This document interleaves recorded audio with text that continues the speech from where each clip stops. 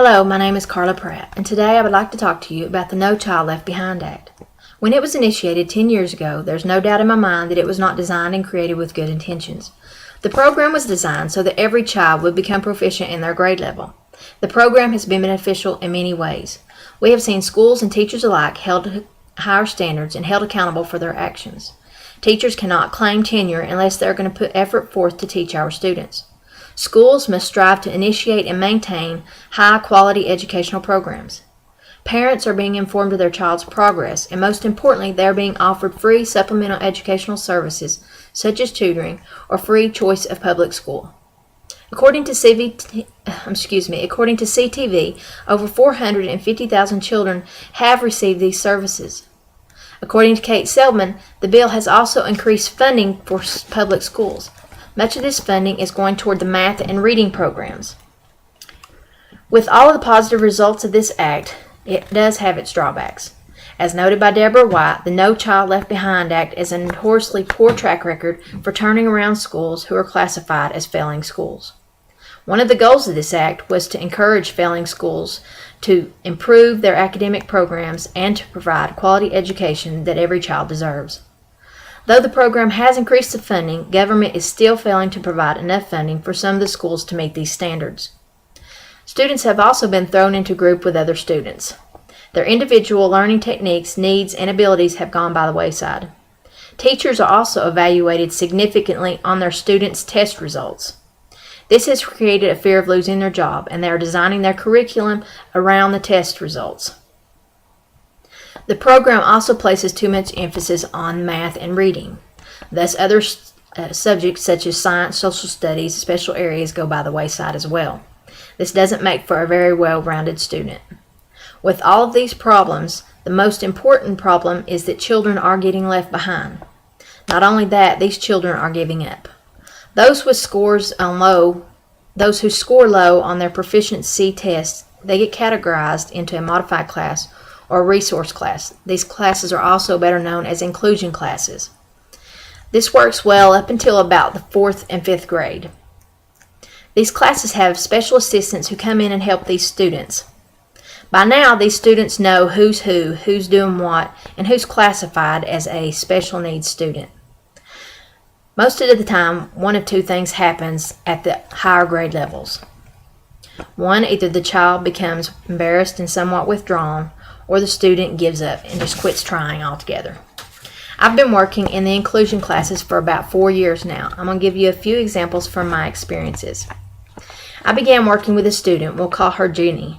She was in 7th grade when I started working with her. She was smart. She had a lot of potential. She needed a little extra help with her reading and her math. As a helper, I'd come in and I'd pull her out of class. She appreciated my help, but she was extremely embarrassed that she was labeled as a special needs kid. She didn't want to go back to her class. She wanted to stay in my room, and she wanted to stay away from the other kids more or less. She wanted to be by herself or with somebody who was encouraging her and didn't make her look down on herself. As I was working with her, she did well, but as soon as I took her back to class, she began to withdraw again. She wouldn't try in class. She began to believe that she couldn't do what the other students were doing. Even though she'd done these things on her own in my class, she still just couldn't seem to accept that she was just as good as the other students. She just needed a little extra help. She's now a junior, and she is only proficient in all subjects on a 6th grade level. Another example is Chris. I started working with him in 7th grade. He too didn't like being in the class with the other children. He had also been in the program for a while. By now, he had come to accept that all of his work should be read to him. I refused to read it to him one day unless he at least tried. His reading level was only 2nd grade reading level. Yet with a little encouragement, he could read by sounding out the words. I even gave him third grade and 4th grade books, and he was able to sound out these words. He was pleased with the results that he was able to read on his own. I didn't get to work with him anymore until high school, though. By this time, he had come to expect less work than all the other students, and some of the students basically, and some of the teachers basically read everything to him. That's what he expected. He didn't care if he got the answers right or not. He did have a learning disability, but because of this program, he refused to try, and therefore he didn't even come close to his learning ability. He is now a sophomore. He is only proficient on all subjects on a second grade level. Another example, we'll call her Sarah, who was a junior in high school, had come to expect that all her tests and some other materials be read to her. I knew this child, and I remembered how well she read in the past. I made her read the test. She did just fine. She said to me it was easier that someone else do all the work. Those were her words. She was classified as an 8th grade level, but some with encouragement, she could have been in a regular classroom. My last example is a student, we'll call him Ryan. He had the potential to do well as well. He had been in the program for several years now. When I started working with him, it was very apparent that he was not going to try. He was mad at the world, and he was failing most of his subjects. He guessed or cheated on the work that he did actually attempt to do. I began taking him in a different classroom, and as I worked with him, he began to trust me, and he began to try a little. He had some trouble in the beginning, but then when he got started, I was amazed at how smart he was. He could read at his grade level. He could even read a little higher than his grade level if he tried. He had some trouble with math, but once you get so far behind in math, it's very hard to catch up. He had decided if he was going to be classified as a special needs kid or dumb, those were his words, and he just wouldn't try. If he was going to be classified in this area, it was going to be because he didn't want to do it, not because he couldn't.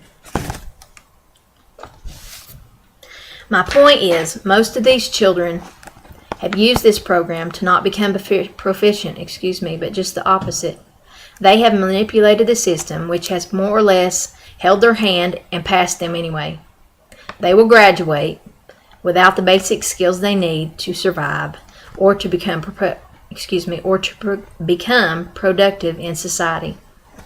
As John Klein, chairman of House Committee on Education and Workforce, said, hindsight is 20/20.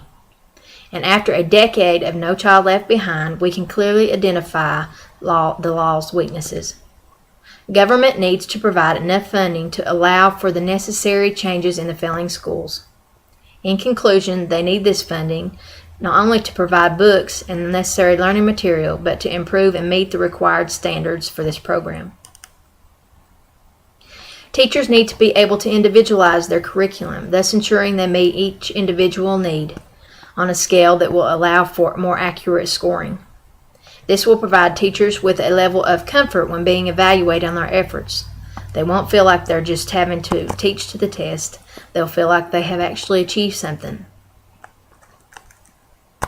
Students also need to be held accountable, as well as parents. Are the students trying? Do they even care if they pass or fail? Perhaps most importantly, trained and experienced counselors should make evaluations to pinpoint areas and reasons for each student's inability to become proficient. This, more than anything, could tell us why our students are failing, or even more importantly, if we're failing our students. Thank you.